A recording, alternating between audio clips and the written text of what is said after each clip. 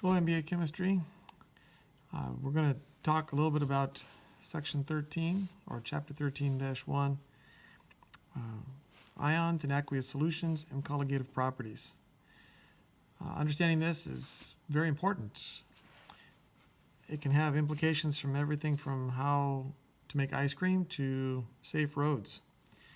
So let's talk about some of the first concepts in this chapter. First of all, colligative properties are properties that are based on how much or how many, but not who or what substance.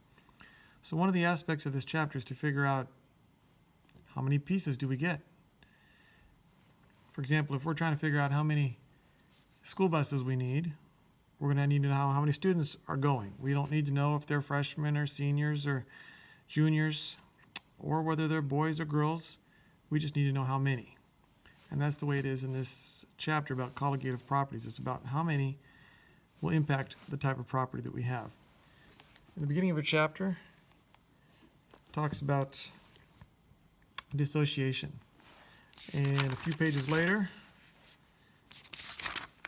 it talks about ionization on page 425. So let's take a look at those two concepts. First of all, dissociation. Here's an example. Sodium chloride, which is a solid at room temperature. We can put it in a beaker of water, and what will happen is that these two ions will separate and separate into their two different ions. And we're going to write that they're AQ, that is that they are in solution. The key here is that these are, this is ionic, and they are ions already. They're ions already. Ionization, on the other hand, is where something that is covalently bonded, for example, hydrogen chloride,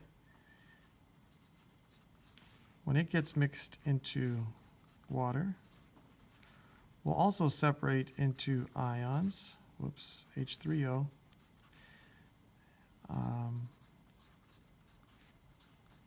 Now, you might say, well, how did that hydrogen become an H3O? Well, he grabbed the water on the way, and the hydrogen went to the water, but he couldn't take his electron with him, so he had to go just as a proton, and that made that an overall plus charge. He left his electron with the chlorine. So this is covalent, and it becomes ions. So you see these are ions, and they weren't before. So anytime we use the ization, that always means that it becomes something. Like fertilization means it becomes fertilized. Ionization is it becomes an ion. So what's similar about both processes is they both form ions. What's different is what they start with. Dissociation starts with an ionic substance.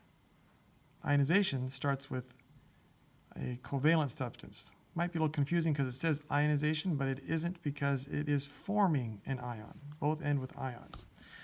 And one of the reasons why we care in this chapter is because we want to know how many pieces we get. You see, if we have a 1 molar solution of sodium chloride, how many moles of ions will we get? Well, we're going to get 1 mole of sodium ions, and we'll get 1 mole of chloride ions. Altogether, that makes 2 moles of ions, or twice as many pieces as we had before. So whatever the property is going to be impacted twice as much by this as it will by something else that doesn't form ions.